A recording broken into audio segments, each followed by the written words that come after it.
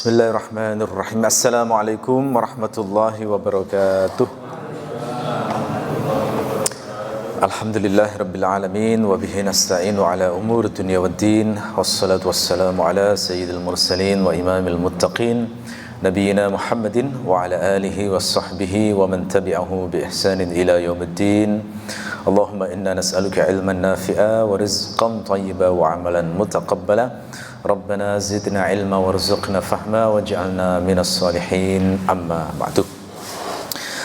Bapak Ibu jamaah Masjid Al-Muhajirin rahimakumullah.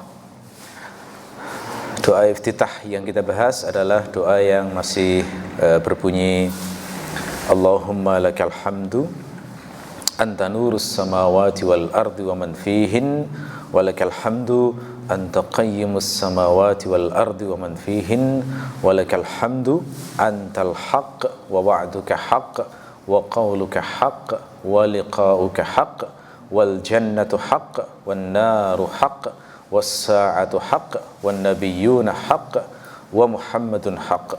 Allahumma laka aslamtu wa alayka tawakkaltu wa bika amantu wa ilayka anabtu wa bika khasamtu wa ilayka hakamtu faghfir li ma qaddamtu wa ma akhartu wa ma asrartu wa ma a'lantu antal muqaddim wa antal muakhir la ilaha illa anta. Ini adalah doa iftitah yang terpanjang yang diriwayatkan dari Nabi sallallahu alaihi wasallam. Monggo ikuti bacaan saya biar terbiasa lafaz ini. Allahumma lakal hamdu anta nurus samawati wal ardi wa man fihinna walakal hamdu anta qayyimus samawati wal ardi wa man fihinna walakal hamdu antal haqq wa wa'duka haqq wa qawluka haqq wa liqa'uka haqq wal jannatu haqq wan naru haqq was sa'atu haqq wan nabiyyuna haqq wa muhammadun haqq. Allahumma laka aslamtu wa alayka tawakkaltu wa bika amantu wa ilayka anabtu wa bika khasamtu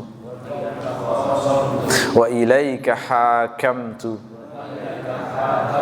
faghfir li ma qaddamtu wa ma akhartu wa ma asrartu wa ma a'lantu antal muqaddimu wa antal muakhiru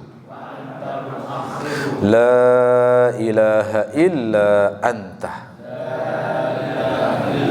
Ya, malam hari ini lafaz yang kita kupas insyaallah yang berbunyi wa qauluka haqq wa liqa'uka haqq. Apa makna wa qauluka haqq? Qauluka itu bermakna kalamuka, firmanmu, ucapanmu. Ucapan Allah ini yang dimaksud ya. Firmannya Allah, ucapan Allah. Nah, dalam hal ini yang dimaksud tentu saja adalah Al-Qur'an. Kenapa? Karena ucapan Allah itu adalah sesuatu yang kita tidak punya akses untuk mendengarnya secara langsung. Jadi yang paling mungkin ucapan Allah itu ya hanya Al-Qur'an. Ya.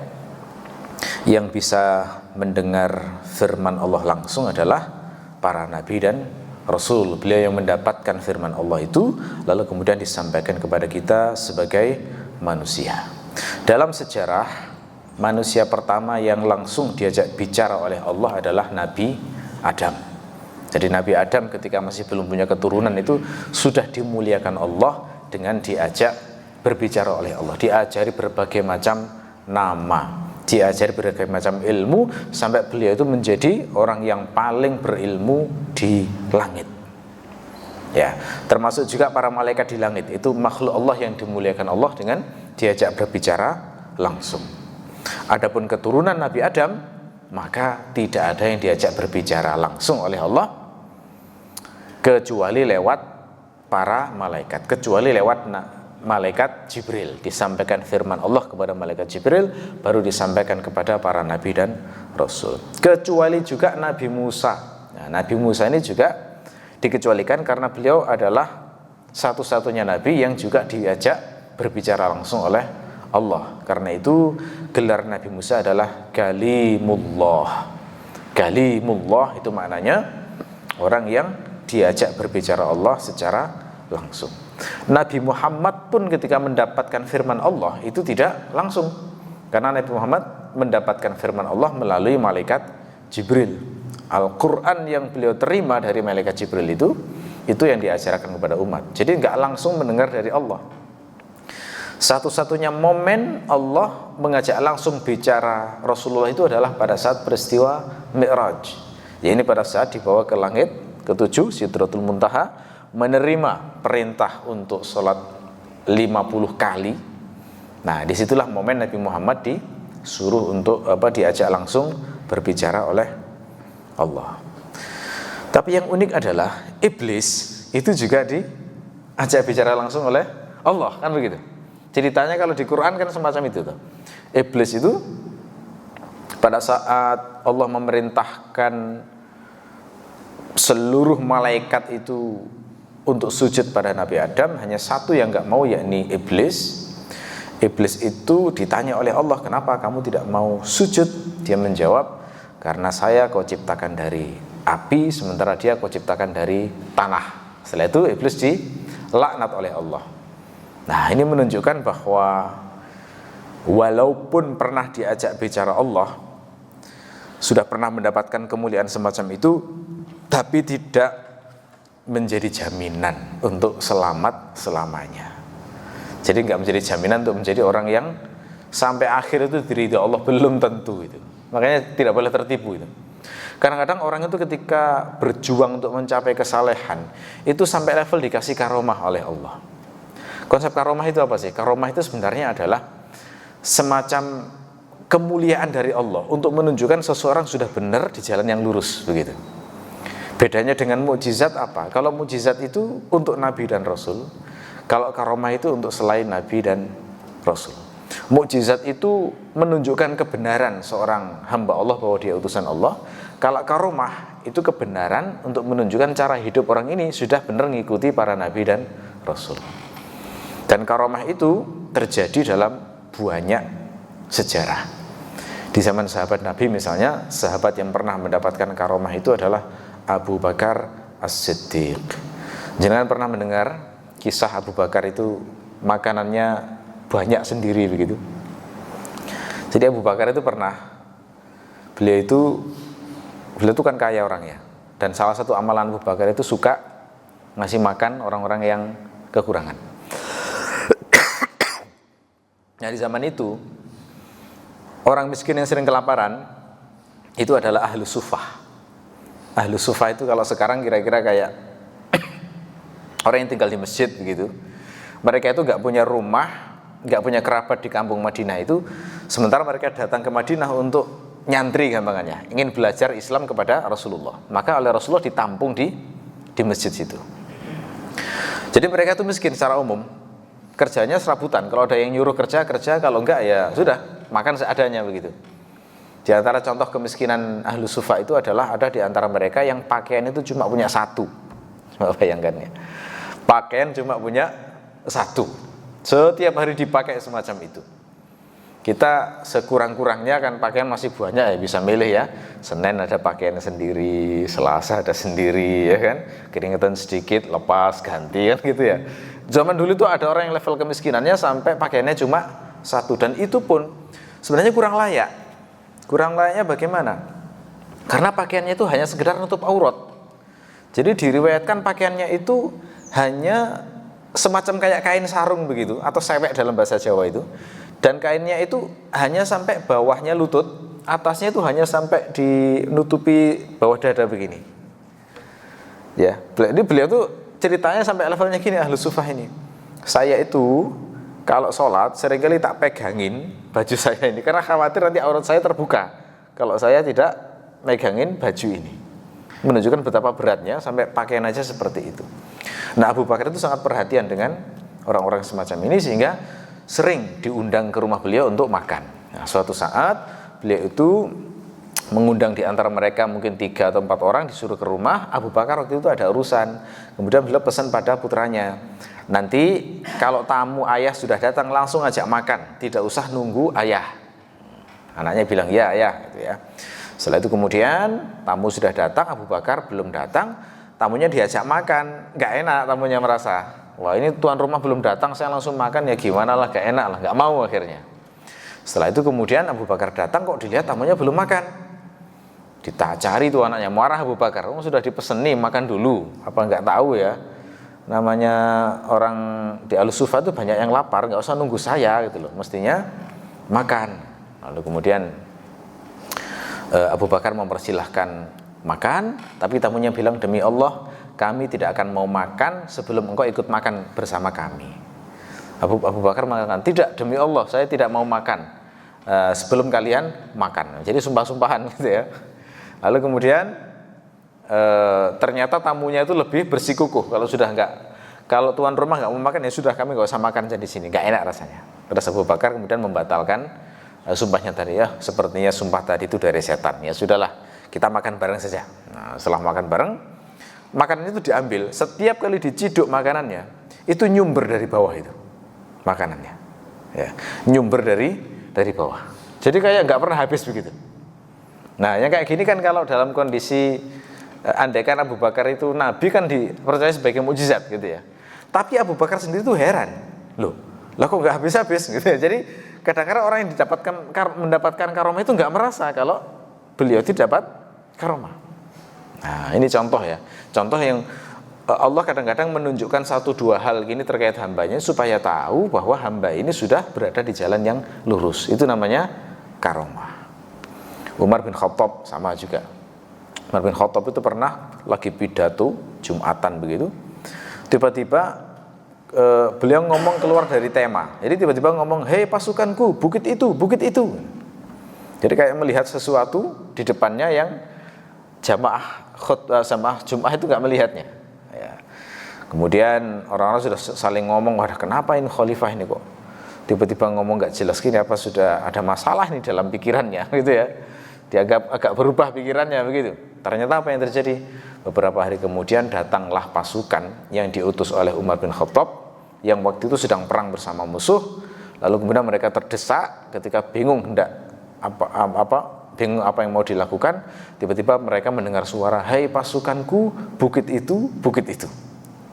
Lalu kami menoleh ke belakang, ternyata di belakang ada bukit yang sangat bagus digunakan untuk bertahan menghadapi serangan musuh. Akhirnya kami menuju bukit itu, kami bertahan dan ternyata kami bisa menang dengan peperangan tersebut. Nah ini jadi ternyata ucapan, jadi 2 ini mukjizatnya ya, karomahnya itu 2. Jadi Umar pada saat khutbah itu seakan-akan diperlihatkan kayak TV di depannya begitu, kejadian yang jaraknya itu puluhan atau ratusan kilo dari Madinah. Terus yang kedua, ucapan Umar itu didengar oleh mereka. Nah ini kan di luar nalar ya semacam ini. Nah itu contoh karomah untuk menunjukkan bahwa Umar ini termasuk kekasih Allah. Beliau itu berada di jalan kebenaran. Kadang-kadang seperti itu.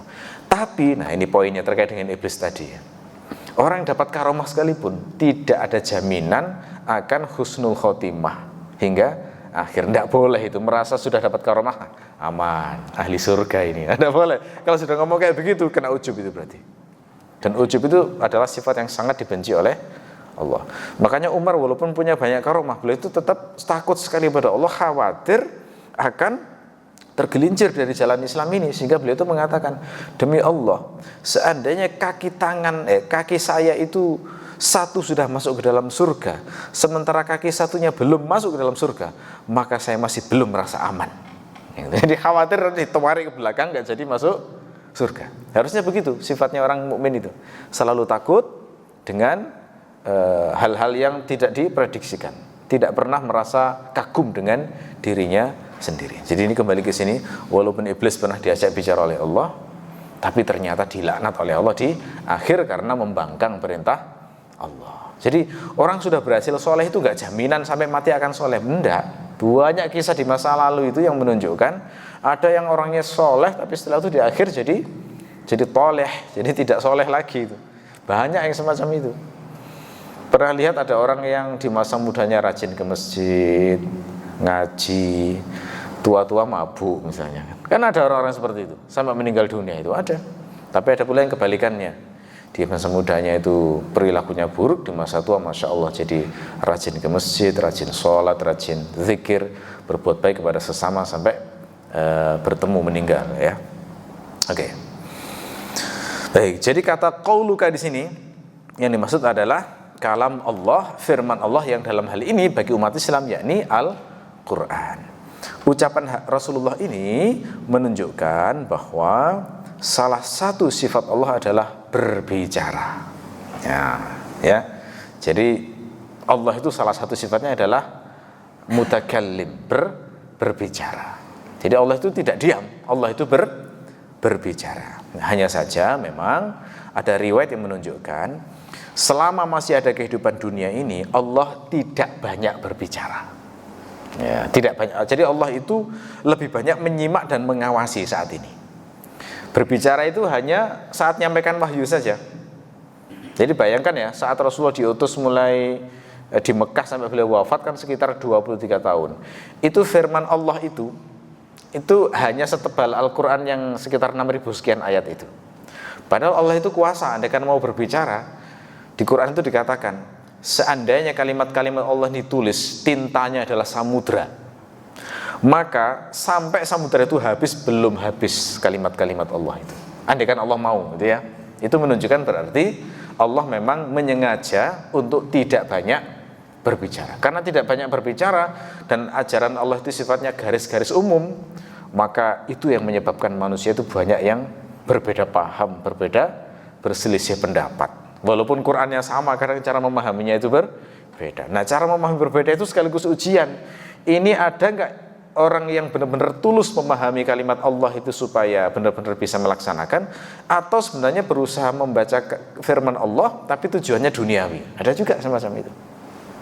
Ya, ulama yang mempelajari Al-Quran yang ikhlas itu tentu tujuannya adalah untuk memahami Al-Quran supaya bisa diamalkan sesuai petunjuk Nabi dan diajarkan ke umat.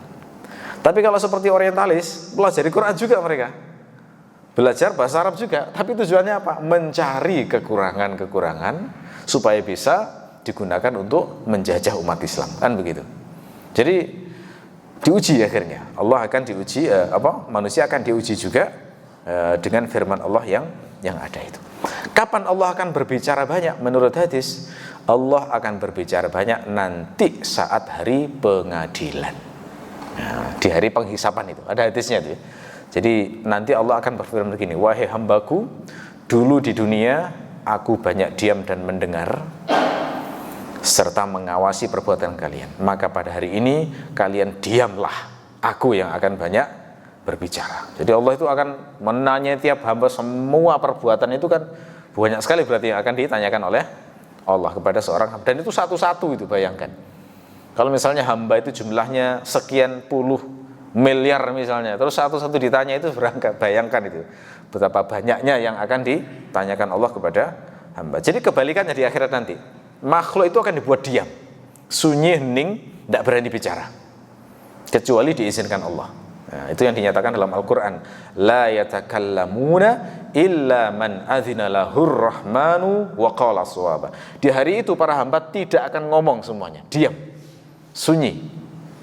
Orang itu akan takut untuk ngomong di depan Allah. Yang banyak ngomong Allah nanti, yang akan menanyai, mendamprat, memuji dan lain sebagainya, itu di hari penghisapan nanti ya. Jadi tidak ada yang berbicara kecuali yang dibolehkan Allah berbicara. Ya, selain itu tidak boleh. Ya. Oke. Adapun hakun kemarin sudah kita bahas, maknanya adalah benar. Jadi wa qauluka haq bermakna firmanmu, kalammu, ucapanmu ya Allah adalah benar. Artinya seluruh ucapan Allah itu pasti benar. Firmanmu tidak pernah dusta, mustahil salah, mustahil lengah. Tidak mungkin ada firman Allah yang ceroboh seperti manusia. Ya. Jadi Quran itu kalau kita cek seluruh kalimatnya, walaupun hanya satu huruf pun, itu enggak ada yang salah. Semuanya benar dan hak. Itu makna wa qauluka hak. Ya. Saya kasih contoh misalnya. Di Quran itu ada tantangan. Sejak Rasulullah diutus itu Allah itu menantang seluruh orang Arab, bahkan seluruh umat manusia untuk membuat seperti Al-Quran. Ya, di surat Al-Isra, qul la in ijtama'atil insu wal jinnu ala an ya'tu bimithli hadzal Qur'an la ya'tu bimithlihi walau kana ba'dhum li ba'din dhahira. Katakanlah, seandainya seluruh manusia dan jin berkumpul untuk mengarang seperti Al-Quran ini, maka mereka tidak akan pernah bisa membuatnya, walau mereka saling menolong satu sama lain.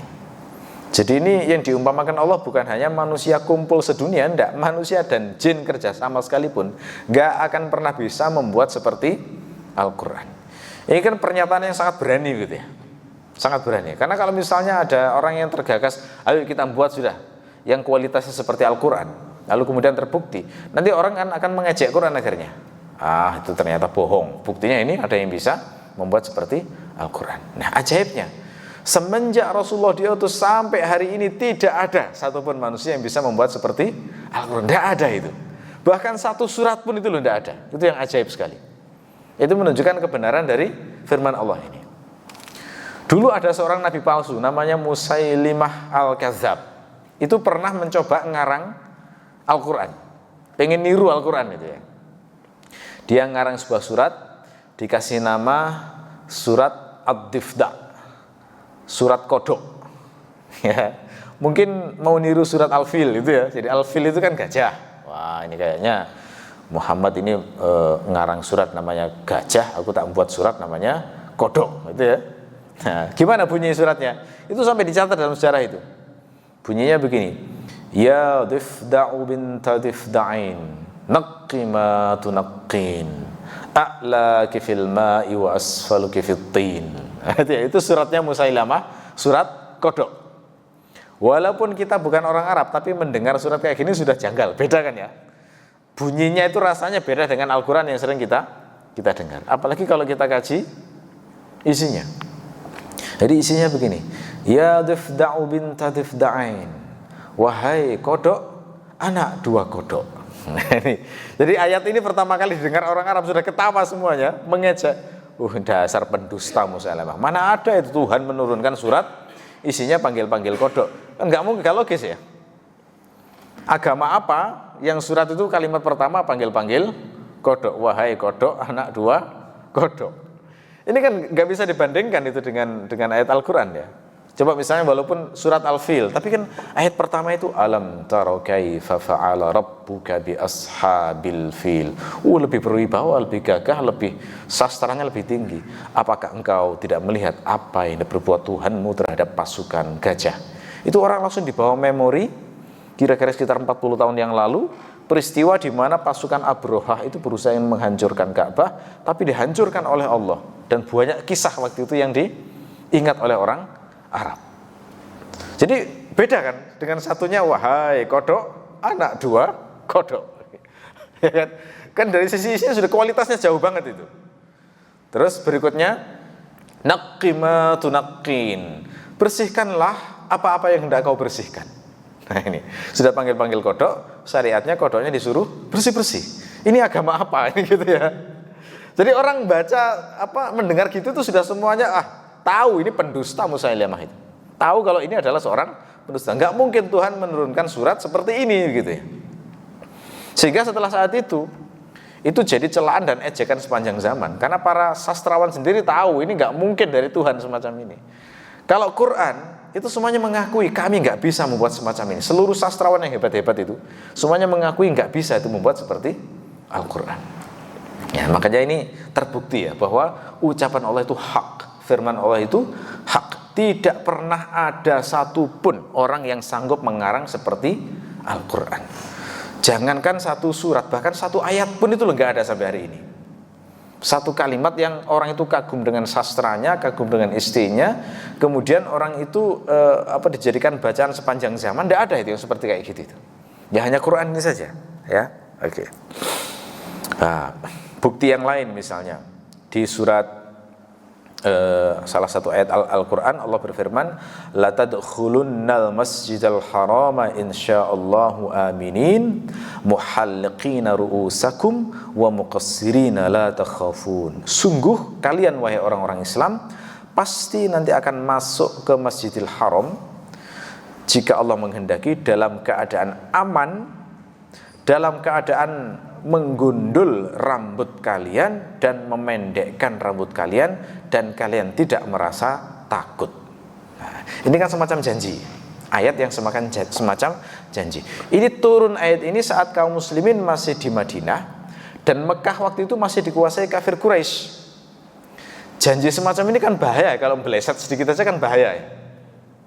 Bahaya sekali itu. Bahayanya apa? Satu saja ada janji yang meleset, itu akan jadi bukti kedustaan orang yang ngomong. Seluruh upaya dakwahnya selama ini sudah dusta sudah. Seperti hari ini kan banyak tuh orang yang ngeramal kiamat akan terjadi, tapi nggak ada yang pernah terjadi ya kan. Beleset semuanya itu. Dulu tahun 99 ada isu nanti kiamat akan terjadi tahun 1999 bulan 9 tanggal 9 jam 9 gitu ya. Sempat ramai tahun 99 dulu itu. Apakah terbukti? Tidak ada. Terus sempat ramai-ramai juga tahun 2012 berdasarkan kalender Maya atau apa itu ya, akan terjadi kiamat tanggal sekian Desember. Dusta juga, nggak ada. Terakhir itu ada orang India yang ngeramal kemarin mau kiamat tahun bulan apa kemarin ya, Juni apa Juli itu ya. Terus nggak terjadi, diralat lagi, nggak terjadi lagi. Itu menunjukkan bohongnya berkali-kali itu.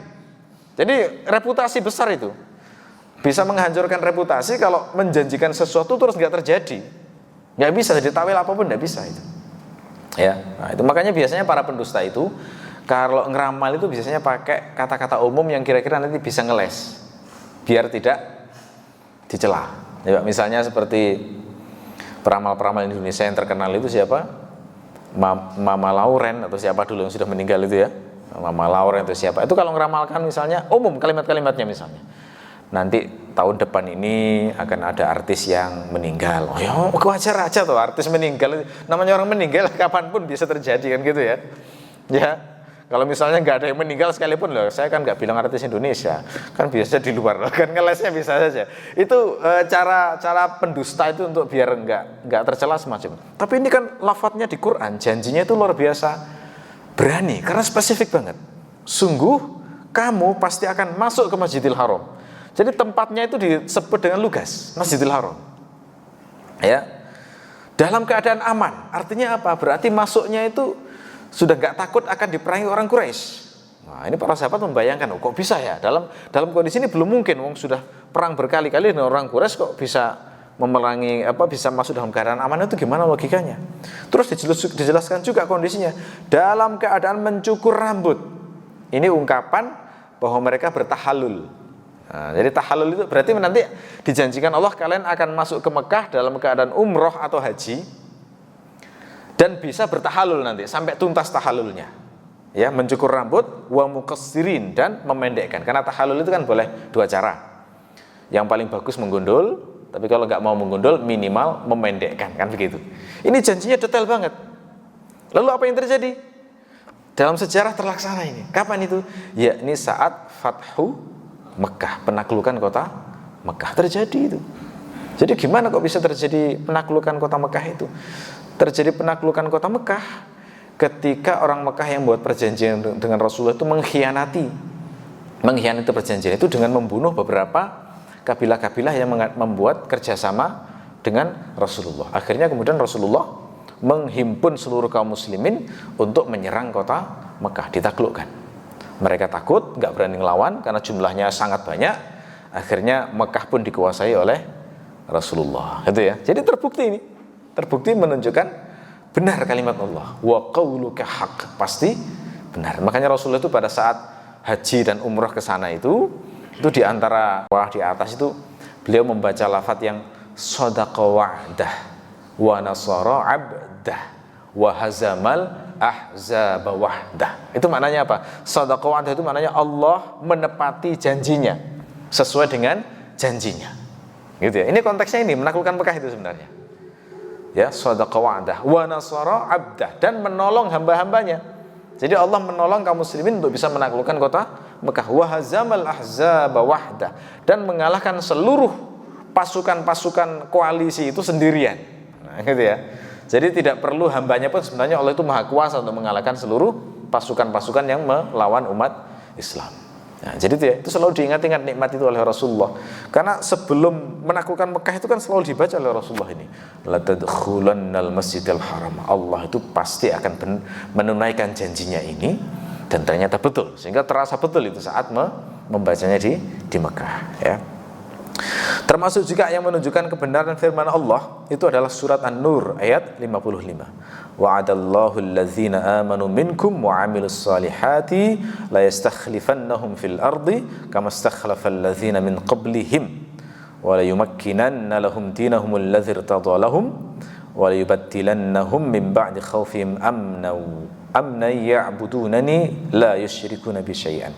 Allah berjanji kepada orang-orang beriman di antara kalian dan melakukan amal soleh, pasti akan dibuat berkuasa di muka bumi sebagaimana orang-orang sebelumnya, dan akan dikokohkan agamanya yang diridhoinya, dan Allah akan menggantikan rasa takut mereka dengan keamanan. Mereka menyembahku dan tidak menyekutukan aku dengan sedikit pun.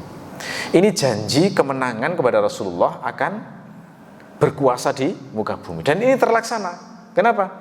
Saat Rasulullah itu wafat, itu seluruh Jazirah Arab itu sudah dalam kekuasaan Rasulullah. Seluruh Jazirah Arab, bayangkan. Ya, bukan hanya Mekah dan Madinah, tapi seluruh Jazirah Arab itu tunduk pada kekuasaan Rasulullah, dan tidak ada satupun orang musyrik yang ada di masa Rasulullah. Semuanya masuk Islam. Ini luar biasa itu. Perjuangan hanya 23 tahun ya bisa menguasai Jazirah Arab yang besarnya seperti satu benua itu. Itu dilaksanakan janji Allah itu. Dan setelah Rasulullah wafat di masa Abu Bakar, tambah luas lagi itu penaklukan-penaklukan. Mulai menguasai Irak, menguasai Palestina, ya. Di masa Umar apalagi, di masa Utsman buahnya tuh sampai ke arah India, ke arah Uzbekistan, ke arah Cina, ke arah Eropa, luas sekali. Jadi ini dilaksanakan janji Allah yang semacam ini, terbukti, gitu ya. Dan itu adalah pergerakan yang paling cepat dalam sejarah peradaban itu, bagaimana Allah membuat kaum muslimin menjadi berkuasa di muka bumi. Bukti yang lain di surat Al-Maidah ayat 67, Allah itu pernah berjanji pada Rasulullah begini, wallahu ya'simuka minan nas. Allah pasti akan menjagamu dari manusia. Maksudnya apa? Rasulullah itu dijamin Allah tidak akan pernah mati dibunuh orang. Nah, itu dijamin itu. Padahal ketika Allah itu mengutus seorang nabi, itu nggak ada jaminan nggak dibunuh itu. Ya, nggak ada jaminan. Buktinya apa? Nabi Yahya itu wafatnya beliau dibunuh oleh raja. Pernah dengar panjenengan? Nabi Yahya itu matinya dipenggal kepalanya. Dipenggal itu seorang nabi. Ya. Terus Nabi Zakaria, pernah dengar beliau itu wafatnya digergaji tubuhnya, belah jadi dua, kan gitu. Dan di masa Bani Israil itu banyak nabi-nabi yang wafat dibunuh oleh kaumnya, banyak sekali. Jadi sebenarnya ketika seseorang diutus sebagai nabi itu tidak ada jaminan tidak dibunuh oleh kaumnya, nggak ada jaminan sebenarnya. Tapi khusus Rasulullah itu dijamin tidak akan mati dibunuh oleh kaumnya. Nah, setelah turun ayat ini, Rasulullah sama sekali sudah tidak pernah lagi membuat pasukan penjaga. Jadi Rasulullah karena seorang nabi waktu itu karena tahu musuhnya banyak ya, sehingga beliau itu kayak membentuk semacam pasukan penjaga keamanan istilahnya. Kalau sekarang di Indonesia itu namanya pas pampres atau begitu ya, pasukan pengamanan presiden. Nabi itu pernah membentuk semacam itu ketika belum turun ayat ini. Begitu turun ayat ini, lepas sudah nggak usah dijaga, Allah yang akan menjaga saya. Kenapa? Karena sudah dijamin begitu. Apakah terbukti? Terbukti. Sampai wafat pun Nabi itu tidak pernah celaka karena upaya pembunuhan. Walaupun pembunuhan beliau itu sebenarnya berkali-kali upayanya. Contoh misalnya, menjelang beliau hijrah itu kan sudah ada kesepakatan orang-orang Quraisy mau membunuh Rasulullah, gitu kan? Terus Rasulullah apa yang dilakukan? Beliau minta kepada Ali untuk menggantikan beliau di kamar tidur itu, sehingga kemudian beliau hijrah, sehingga saat digerebek ternyata itu Ali nggak jadi dibunuh, selamat, aman, gitu ya. Yang kedua, saat beliau bersembunyi di Gua Tsur, itu kan bersembunyi beberapa hari itu, hampir ketahuan itu.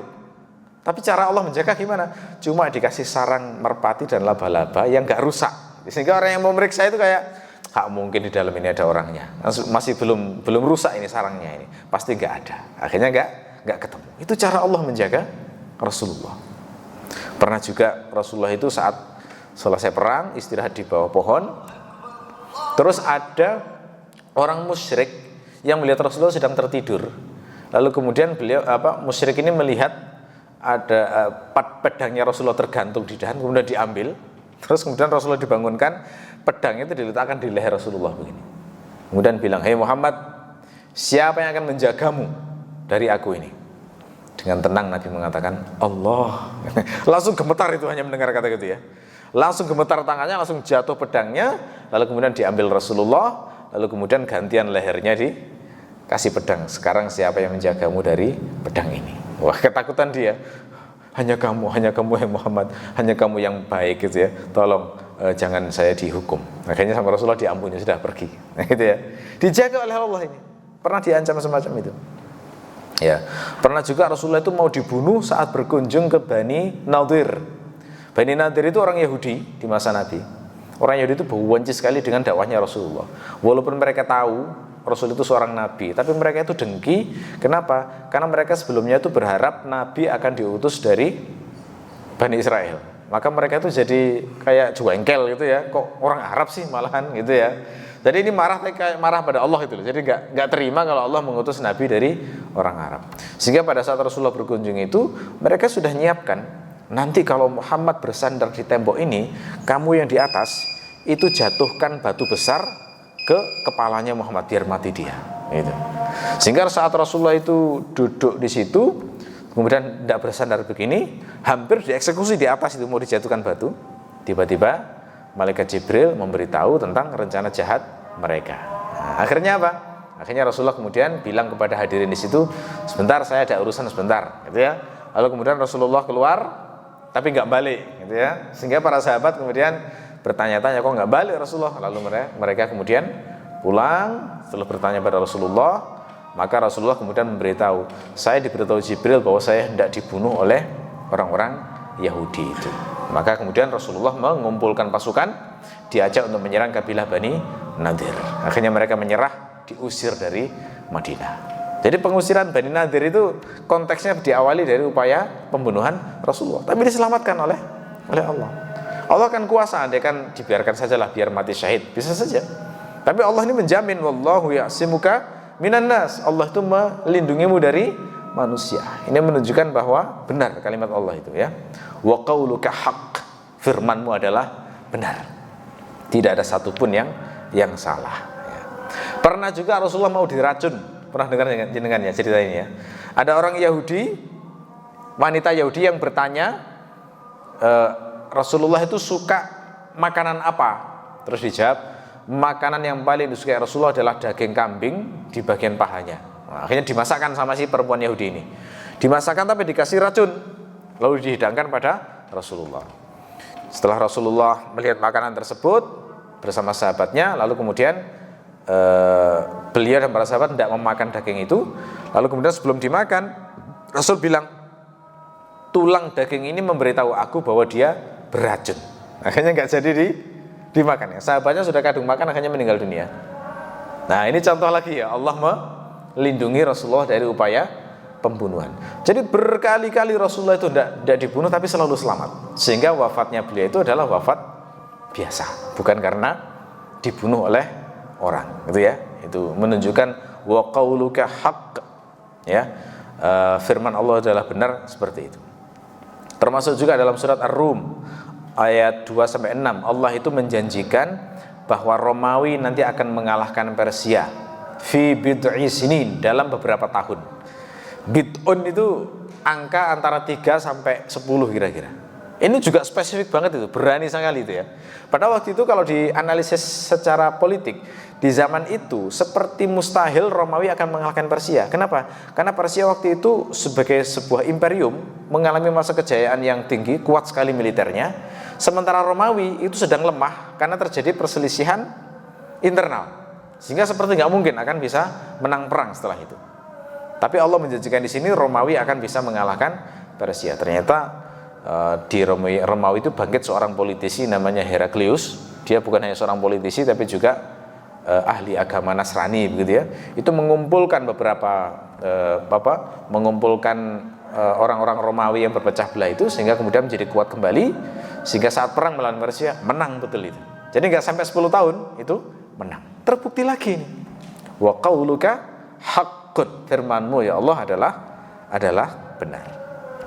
Termasuk surat Al-Hijr ayat 9, Allah itu berjanji akan menjaga Al-Quran. Inna nahnu nazzalna dzikra wa inna lahu lahafizun. Sesungguhnya aku yang menurunkan Al-Quran dan sungguh aku pasti akan menjaganya. Coba kita lihat itu. Seluruh kitab suci agama-agama itu tidak ada yang seotentik dan seterjaga Al-Quran. Tidak ada. Ya. Nasrani, kitab aslinya itu ditulis dalam bahasa Yunani. Padahal bahasa Nabi Isa itu bukan bahasa Yunani. Tapi tidak ada Injil berbahasa dengan bahasanya Nabi Isa. Ya.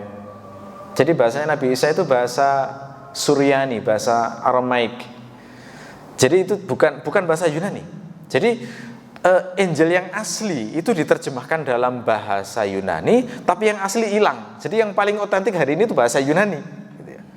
Terus kalau seperti itu kondisi Bible, bagaimana orang bisa percaya itu adalah firman Tuhan? Wong terjemahan, gitu kan? Kita nggak tahu apakah ada yang diubah, ditafsirkan dan lain sebagainya sehingga tidak otentik. Kalau Quran, mulai Al-Fatihah sampai An-Nas, semuanya itu otentik persis seperti yang dibaca di masa Nabi. Mulai Al-Fatihah sampai An-Nas itu nggak ada yang berubah sedikit pun. Kenapa? Karena cara Nabi mengajarkan luar biasa. Setiap dapat wahyu beliau sampaikan, semua sahabat menghafal, yang bisa menulis. Jadi Quran itu dijaga dengan dua cara sejak zaman dulu itu, hafalan dan tulisan, gitu ya. Dan itu ribuan orang menghafal, bahkan jutaan sampai hari ini.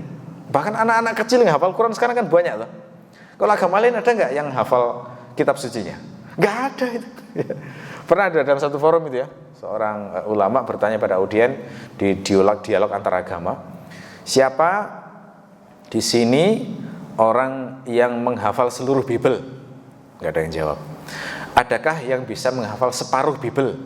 Nggak ada yang jawab. Oke, saya tanya lagi, adakah yang hafal Perjanjian Baru saja sudah? Nggak ada yang jawab juga. Oke. Saya tantang lagi, adakah yang hafal satu Injil saja, Injil Matius misalnya, Injil Lukas misalnya? Enggak ada yang hafal. Oke, adakah yang hafal satu pasal saja dari Perjanjian Baru? Enggak ada yang hafal. Oke, satu ayat saja, itu juga enggak ada yang hafal. Terus gantian bertanya kepada yang Muslim. Oke, sekarang tanya pada Muslim, adakah yang hafal surat Al-Ikhlas? Wah, macam semuanya ya. Kenapa? Karena sejelek-jeleknya Muslim minimal hafal surat Al-Ikhlas ini itu ya. Ngacung semuanya. Ada yang hafal juz 30, masih ada yang ngacung. Ada yang hafal 5 juz, ada yang ngacung. 10 juz, ada yang ngacung. 30 juz, ada yang ngacung. Kayak begini ya penjagaan terhadap umat Islam itu. Kitab sucinya umat Islam. Jadi yang menghafal itu jutaan orang sampai hari ini. Banyak lembaga-lembaga penghafal Quran, tapi kitab suci agama lain nggak ada tuh, nggak begitu. Menghafal kitab sucinya masing-masing. Karena ada masalah otentitas. Keotentikannya itu bermasalah besar itu. Misalnya orang mau menghafal Injil misalnya, di Injil itu versi mana? Terjemahan mana itu masalahnya mau dihafal itu kan? Nggak mau, karena terjemahan antara bahasa Inggris, bahasa Indonesia, bahasa Jawa beda-beda semua itu. Terus yang mau dihafalkan yang mana? Nah kalau Islam kan jelas toh, masalah keotentikan itu beres. Kenapa? Quran yang asli berbahasa Arab. Sehingga semua itu sama bacaannya. Hafalan orang Indonesia dengan Inggris sama. Quran di sini sama di Amerika nggak ada bedanya itu. Tapi kalau misalnya Bible, itu di mana-mana versinya berbeda-beda itu. Sehingga nggak mungkin dihafal. Maka benarlah janji Allah bahwa Allah akan menjaga Al-Quran. Gitu nggih? Wah, ini sebenarnya masih banyak, tapi karena sudah masuk waktu Isya, jadi intinya kita bisa memahami bahwa firman Allah itu hak, semuanya pasti benar. Jadi kalau Allah berjanji menjamin rezeki misalnya di Al-Quran, ya harus yakin itu, pasti benar. Wong Allah itu akan menjamin rezeki, semua binatang melata kecil besar pasti akan dijamin. Jangan pernah ragu itu. Ya, wong semuanya nggak ada itu satupun janji Allah yang tidak terlaksana. Semuanya pasti akan dikasih. Gitu ya. Waliqa'uka haq, sedikit lagi. Waliqa'u haq bermakna pertemuan denganmu adalah hak. Maksudnya adalah hari perhisaban. Saat ketemu dengan Allah itu adalah perkara yang pasti akan terjadi. Tidak mungkin tidak, semua orang nanti akan diajak bicara oleh Allah sendiri-sendiri, satu persatu, tidak berkelompok. Hisabnya benar-benar individu, antara hamba dengan Allah tidak ada penerjemah sedikit pun. Jadi Allah langsung berbicara dengan bahasa yang dipahami oleh manusia. Kita nggak tahu itu gaib ya, di akhirat nanti pakai bahasa apa, yang penting ngerti gitu ya. Allah akan berbicara dengan hambanya dan semuanya akan mengerti. Itu sangat kuasa Allah membuat semacam itu, sangat mudah gitu ya, sangat mudah. Baik, mudah-mudahan bermanfaat. Kita akhiri. Subhanakallahumma wa bihamdika asyhadu an la ilaha illa anta astaghfiruka wa atubu ilaik. Wassalamualaikum warahmatullahi wabarakatuh.